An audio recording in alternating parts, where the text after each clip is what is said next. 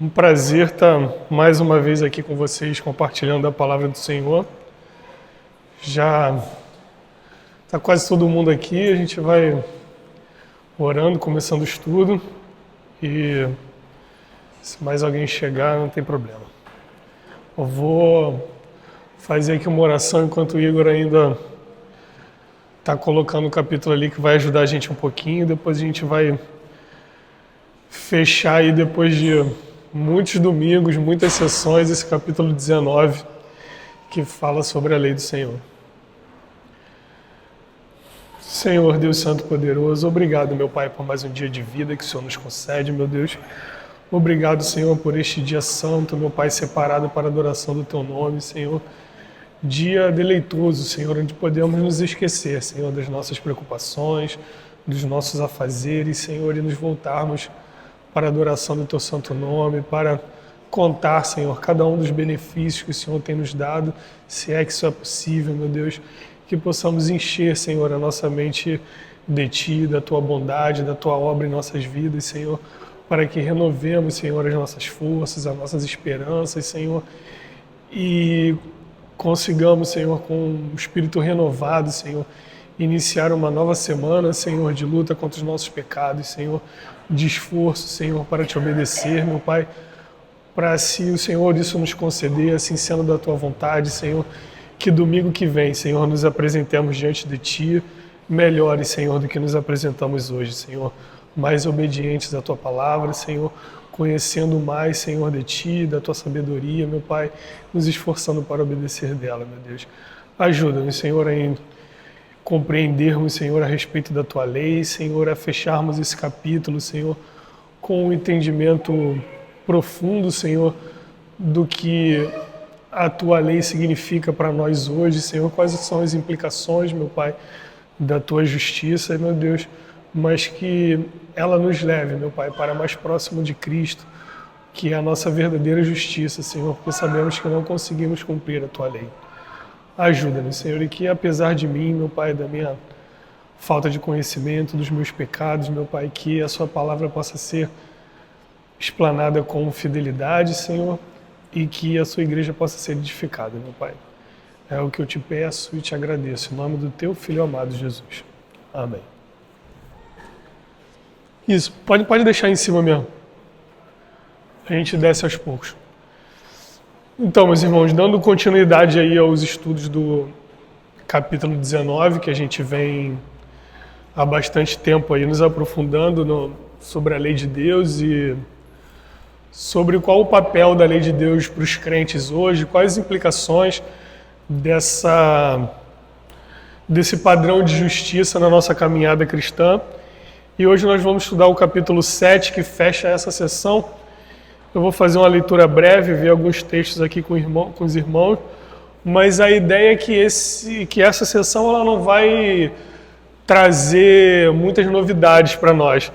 Essa sessão ela é uma conclusão lógica de tudo que nós vimos até aqui e nós vamos tentar amarrar, fazer essa conexão com o que a gente estudou antes para que esse ensino fique mais claro e não só a gente tenha confiança no texto exato que está dizendo ali, mas que a gente saiba o porquê disso, o que está por trás, o porquê que essas coisas são assim.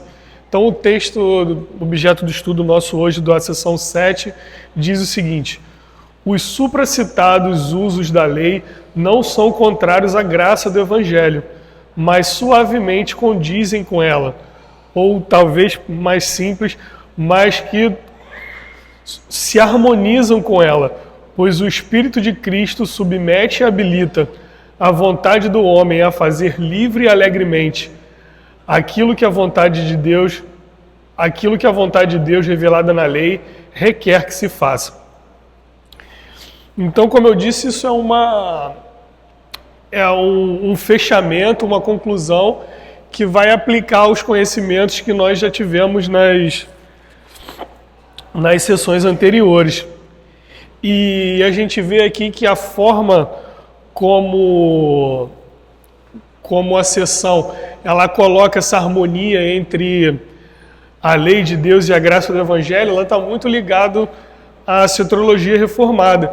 Então a gente vê que não só esse ensino ele remete a tudo que a gente já viu dentro desse capítulo, mas ele vai tratar de todos os capítulos em cima que a gente viu, de justificação pela fé, santificação, eleição, a perseverança dos santos, toda aquela parte a respeito da salvação vai estar muito ligado ao que a gente está tendo aqui. Então a gente vê que a confissão ela vai seguindo uma ordem, porque as novidades, os próximos assuntos, eles vão sempre ser um aprofundamento dos assuntos que a gente já viu antes, vai ser aquele assunto tratado de uma outra ótica, prestando mais atenção numa outra parte da doutrina. Então é muito importante que a gente tenha essa visão do todo. Então o primeiro texto que eu queria ler com os irmãos, eu vou ler aqui o capítulo 26, mas queria que alguém lesse o texto mais abrangente, Romanos 3, de 21 a 28. Se alguém tiver com o texto aberto, puder ler, por favor.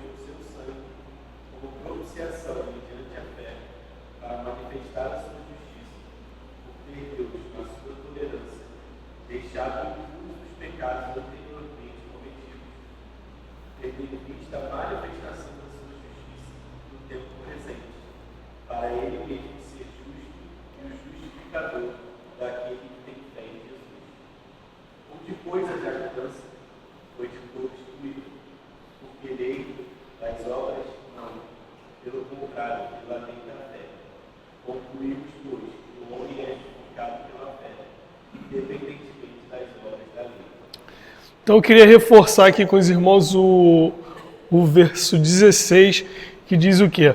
Tendo em vista a manifestação da sua justiça no tempo presente, para quê? Para ele mesmo ser justo e o justificador daquele que tem a fé em Jesus.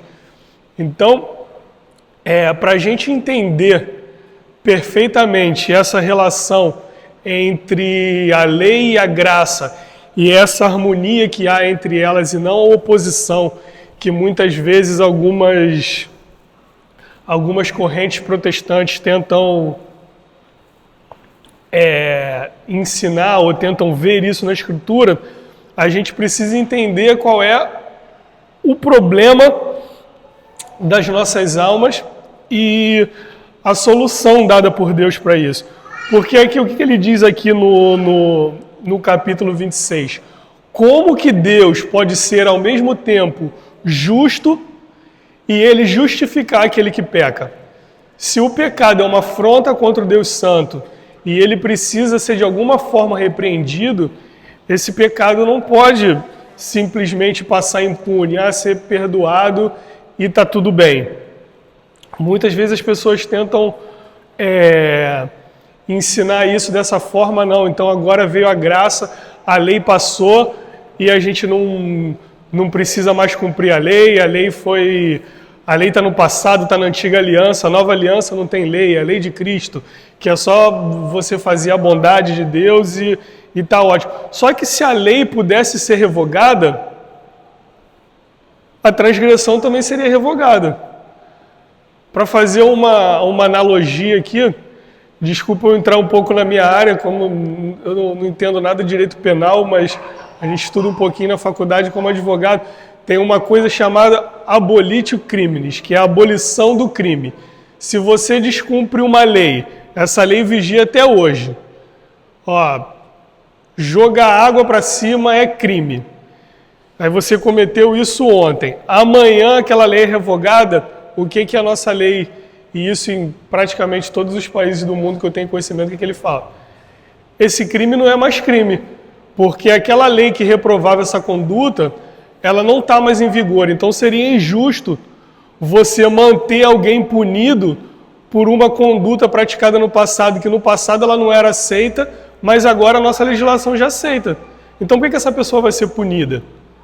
Então a continuação da lei é a continuação da justiça de Deus. Se a lei é abolida, é como se a justiça de Deus pudesse ser abolida.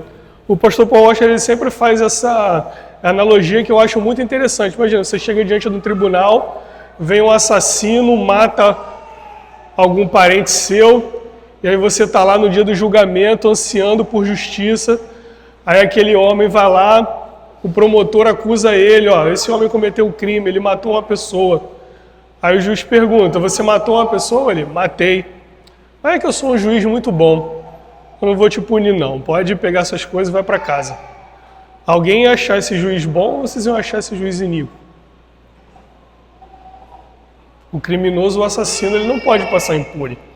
Então, toda a tensão que a gente vê na Escritura, entre aspas, entre a lei e o Evangelho, ela é, na verdade, entre a bondade e a justiça de Deus. Como Deus, ao mesmo tempo, ele pode permanecer justo, a lei dele pode permanecer de pé, e Deus sustentar essa justiça, e ao mesmo tempo ele fazia com que pecadores pudessem ser perdoados e voltar para a comunhão com ele. E como nós bem sabemos, a resposta é a obra de Cristo. A morte e a ressurreição de Cristo, Cristo obedecendo toda a lei em nosso lugar e levando o nosso castigo, de forma que a lei pudesse ser vindicada, a justiça de Deus fosse vindicada e ao mesmo tempo pecadores como nós pudéssemos ter comunhão com Deus e sermos salvos. Por isso, para mim, esse verso ele é a síntese do que a confissão está tentando nos ensinar aqui. Por que a lei e o evangelho elas não são contrárias um ao outro? Porque a lei é a base da graça. Sem a condenação da lei, a graça não faria nenhum sentido. E sem a transgressão da lei, a graça também não seria de proveito. Então, para que a graça seja verdadeiramente graça, e a gente não pregue, não caia numa graça barata, como a gente já ouviu muitas vezes aqui, de meu irmão, Jesus te ama, você é salvo. Salvo de quê? A pessoa não sabe nem do que ela foi salva. Como é que alguém vai se arrepender e vai chegar em algum lugar na vida cristã sem ela entender o porquê que ela precisa de salvação, do que ela precisa de salvação e como ela vai obter essa salvação.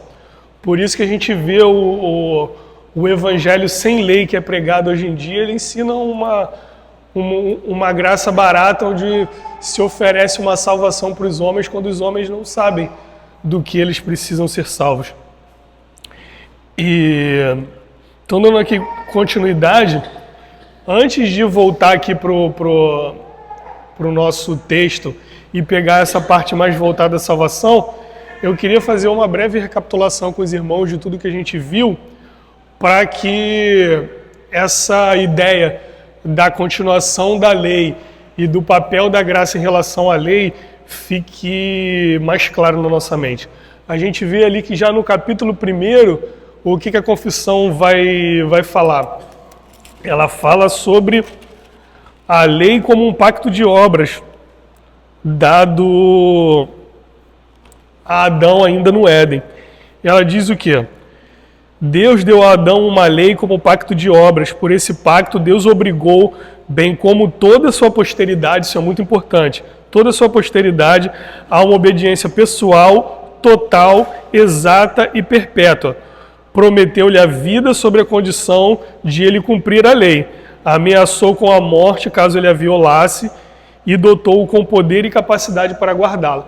Então o homem nasceu com a lei de Deus escrita no coração. O padrão da lei moral de Deus, ele já pré-existia a criação, ele já foi infundido no homem, porque ele era a própria justiça, o caráter de Deus. a imagem e a semelhança de Deus em nós está justamente na nossa capacidade de compreender as coisas, fazer escolhas morais, separar o que é o certo do errado. Então, essa lei moral ela vem como o próprio reflexo do caráter da imagem de Deus na criação do homem. E Deus cria o homem reto com capacidade de obedecer toda a lei, e se ele obedecesse, ele teria vida. Então, não à toa, a nossa confissão, a nossa teologia, ela vai chamar esse um pacto que? De obras. E por quê? Qual seria a diferença de um pacto de obras de um pacto de graça? Isso é uma coisa importante a gente ver, porque parece que, às vezes, você vai ter sempre uma oposição e um vai excluir totalmente o outro. No pacto de obras, nenhuma graça está envolvida, e no pacto da graça eu também não preciso fazer nada, nenhuma obra não vai ter nenhum papel no meio daquele contexto. E não é assim que a Escritura nos ensina, nem que a nossa teologia resume para a nossa compreensão. A ideia do pacto de obras é: o destino do homem ele vai ser selado de acordo com as obras que ele praticar.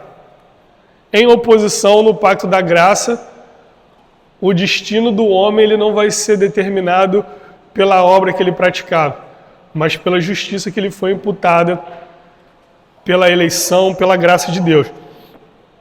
Então a gente vê ali que Adão e quem? Toda a sua posteridade, ela foi colocada debaixo de um pacto de obras, na qual, se ele obedecesse à lei, ele teria vida.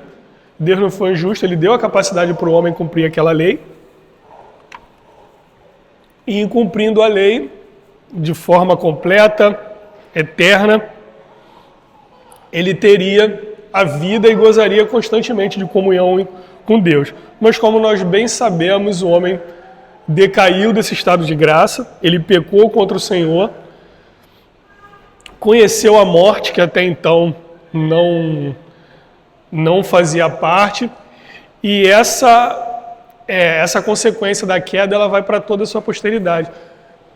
E por causa dessa queda e dessa incapacidade do homem que surgiu da atitude de Adão e Eva, nasce o pacto de graça.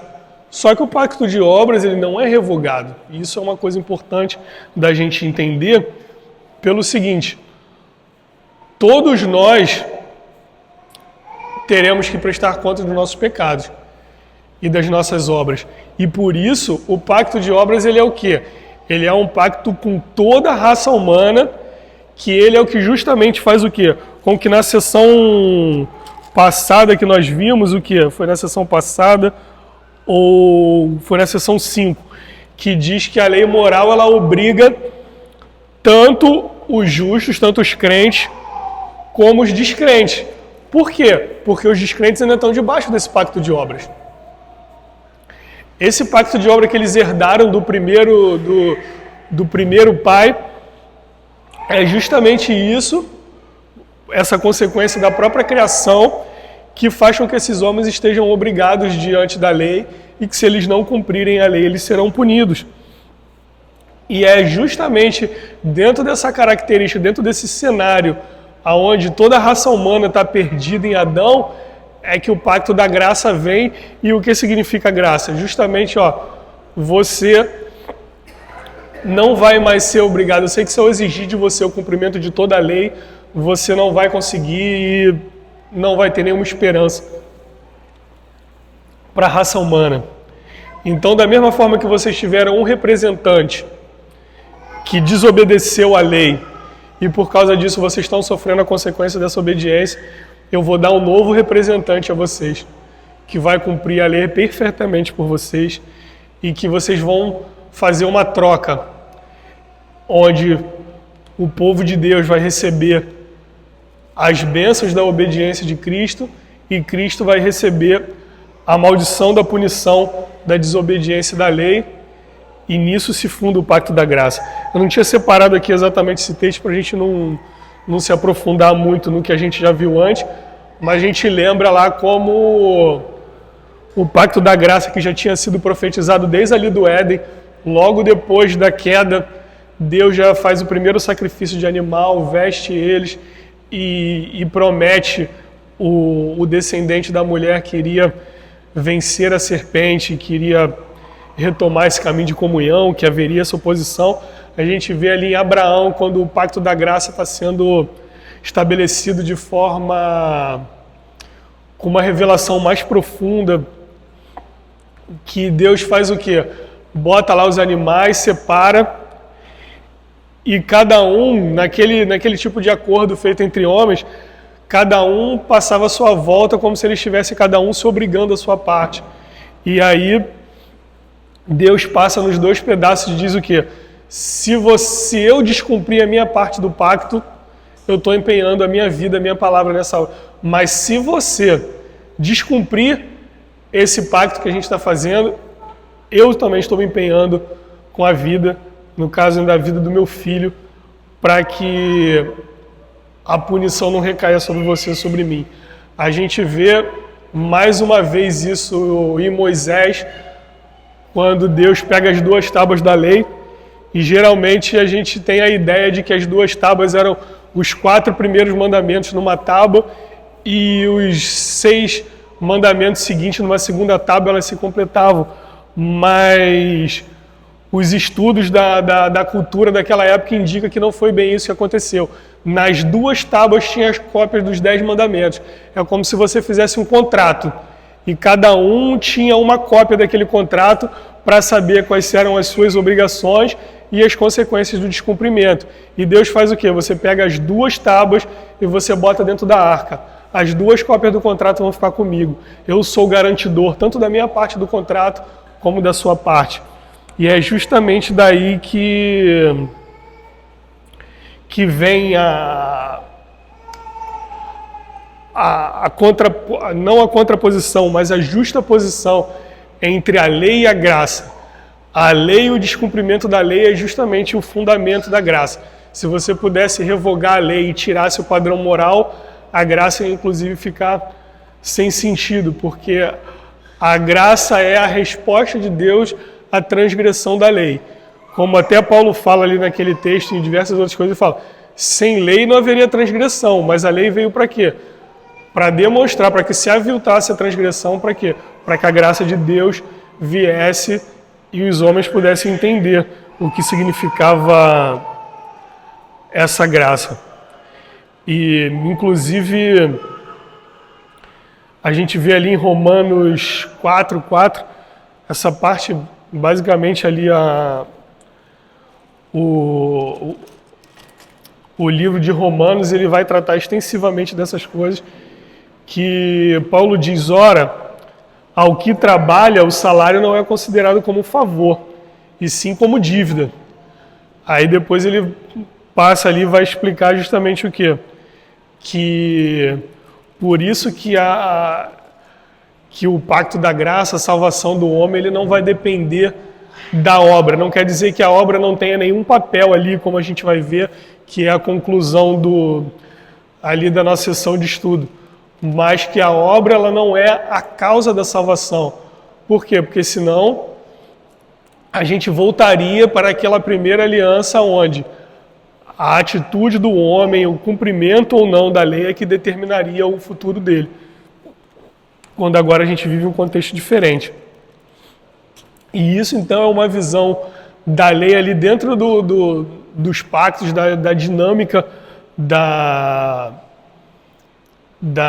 como posso dizer, da revelação de Deus ali na história, como cada aliança foi se desenvolvendo, o porquê de cada coisa está colocado dessa forma. E voltando então para o texto ali, para o final do coisa, qual é o papel das obras ou da nossa atitude, da nossa obediência à lei, agora nesse novo estado de graça em que a gente não depende das nossas ações para a gente ter a comunhão com Cristo, com Deus. Não é mais a nossa justiça que vai nos sustentar diante de Deus, mas sim a justiça de Cristo. É que o objetivo da obra de Cristo, muito mais do que simplesmente salvar o homem e fazer com que o homem retornasse à comunhão, como se a gente fosse o objetivo final da graça e da misericórdia de Deus, por mais que a gente seja um objeto, mas isso não é o objetivo, é que através da sua graça, da obra de Deus, o que Cristo, o que Deus estava fazendo? Ele estava restaurando o propósito inicial da criação do homem lá no Éden, que foi perdido pela queda, porque o homem já não tinha mais capacidade de glorificar a Deus. Fazer uma brincadeira com os irmãos aqui é teste de presbiterianismo raiz. Perguntas 1, 2 e 3 do breve catecismo. Todo mundo lembra? Quais são a primeira pergunta, qual é o fim principal do homem? A segunda pergunta, qual é a regra que Deus nos deu para o glorificarmos? E a pergunta número 3 é o quê? Quais são as principais coisas que a Escritura nos lembra? Então, qual é o fim principal do homem? Glorificar a Deus e gozá-lo para todo sempre. Qual foi a regra que Deus nos deu para que nós possamos gozar e glorificar a Deus? A palavra de Deus contida no Antigo e no Novo Testamento. E quais são as coisas principais que a Escritura nos ensina é o quê? Quem é Deus e o que Deus requer de nós. Vocês conseguem entender como tudo isso está ligado a esses 3 aspectos básicos da fé? Quem é Deus? Deus é santo, é poderoso, Deus é justo e Ele não pode simplesmente ignorar a justiça dele. Então, praticamente, todas as doutrinas específicas que a gente vai ver na Escritura, ela vai estar de alguma forma, ou lhe dizendo quem Deus é, ou ela vai estar lhe dizendo o que Deus requer de você, e acredito que na maioria das vezes ela vai estar te dizendo quem Deus é e por isso Ele requer isso da gente. Então, quando Cristo Ele recria o homem, como é dito em algumas passagens na Escritura, Ele traz de volta essa possibilidade da raça humana caída glorificar a Deus. E como o homem vai glorificar a Deus? Aí sim, em resposta grata a essa obra maravilhosa, esse perdão que ele recebeu, ele vai obedecer agora a Deus, ainda que não perfeitamente. Ele não vai passar a obedecer. A graça de Deus não é, a graça foi aqui, enquanto você ainda não se converteu. Agora você se converteu, os seus pecados para trás estão perdoados, agora daqui para frente você precisa obedecer tudo perfeitamente. Se fosse isso, mais uma vez nós não chegaríamos ao destino final, que é a comunhão com Deus. Então, ainda que a gente vá de forma imperfeita, a gente vai continuar pecando, esses pecados pela pura justiça de Deus, eles ainda iam requerer a nossa punição eterna, mas Deus graciosamente, como nós falamos, troca conosco, Ele faz uma troca entre nós e o seu Filho, em que Deus nos imputa a nós a obediência de Cristo e derrama sobre Ele o castigo que recaía a nós. Então, o que nós vamos fazer agora que nós estamos salvos? Vamos, como o pastor comentou hoje, eu estava até ouvindo as pregações e essas sessões têm sido... O pastor fala uma coisa e é justamente o que a gente vai falar aqui, está tendo uma intersecção interessante. E daí, como Paulo diz ali em Romanos 6, de 15 a 17, e daí? Havemos de pecar porque não estamos debaixo da lei, sim da graça? De modo nenhum. Não sabeis que daquele a quem vos ofereceis como servos para obediência, deste mesmo a quem obedeceis sois servos, seja do pecado para a morte ou da obediência para a justiça. Mas graças a Deus, porque outrora escravos do pecado, contudo viestes a obedecer de coração a forma da doutrina que fostes entregue. Alguém tem a escritura aberta em Romanos 6 também, ali nos primeiros capítulos, que diz mais ou menos a mesma coisa. Que diremos, pois? Permaneceremos no pecado para que seja a graça mais abundante? De modo nenhum. como viveremos ainda no pecado nós, os que para ele morremos? Ou porventura ignorais, aí ele vai passando ali falando da morte, que todos que foram batizados em Cristo morreram por Cristo. Então, quando você morre com Cristo, você morreu para a lei, então você não está mais debaixo da lei. Porque qual é a penalidade da lei? A penalidade da lei é a morte. Então, se você já está morto, a lei não tem mais como punir você, porque já acabou. Era ali a penalidade da lei até ali. Em muito resumo, é isso que Paulo está dizendo ali. Como a pena da lei, o salário do pecado é a morte, se você já está morto, a lei não tem mais poder sobre você. Porque você já morreu. O máximo que ela podia fazer com você é te matar. Você morreu, acabou. A lei não tem mais poder sobre você. Aí o que isso quer dizer? Que agora você faz o que você quer? Não, você já está morto por pecado. E agora você vai viver o quê? Para a justiça em resposta grata a essa obra graciosa que Deus fez em nossa vida. Queria ler mais um texto com os irmãos, ali em Romanos 8, de 3 a 8, se vocês puderem abrindo aí, eu já vou lendo aqui, que Paulo diz o seguinte: porquanto o que fora impossível à lei, no que estava enferma pela carne, isso fez Deus enviando seu próprio Filho, em semelhança de carne pecaminosa e no tocante ao pecado, e com efeito condenou Deus na carne o pecado, a fim de que o preceito da lei se cumprisse em nós, que não andamos segundo a carne, mas segundo o Espírito. Porque os que se inclinam para a carne cogitam das coisas da carne, mas os que se inclinam para o Espírito das coisas do Espírito. Porque o pendor da carne dá para a morte, mas o do Espírito para a vida e paz. Por isso o pendor da carne é inimizade contra Deus, pois não está sujeito à lei de Deus, nem mesmo pode estar.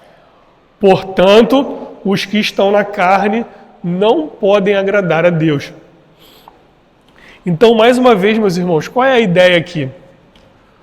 Uma vez que a gente sai desse cativeiro do pecado e dessa imposição da justiça de Deus para a nossa condenação, que Deus perdoa os nossos pecados, pune eles em Cristo e nos dá a justiça de Cristo, a gente fica, como diz aqui, a gente pode se inclinar para as coisas do Espírito, abandonar esse pecado e buscar por quê?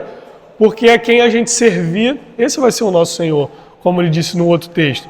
Qual é o pendor da carne? Se a gente pender para o pecado, significa o quê? Que a gente ainda não está morto para o pecado e não se encontra no estado de vida. E antes ele vai dizer, por que veio a graça?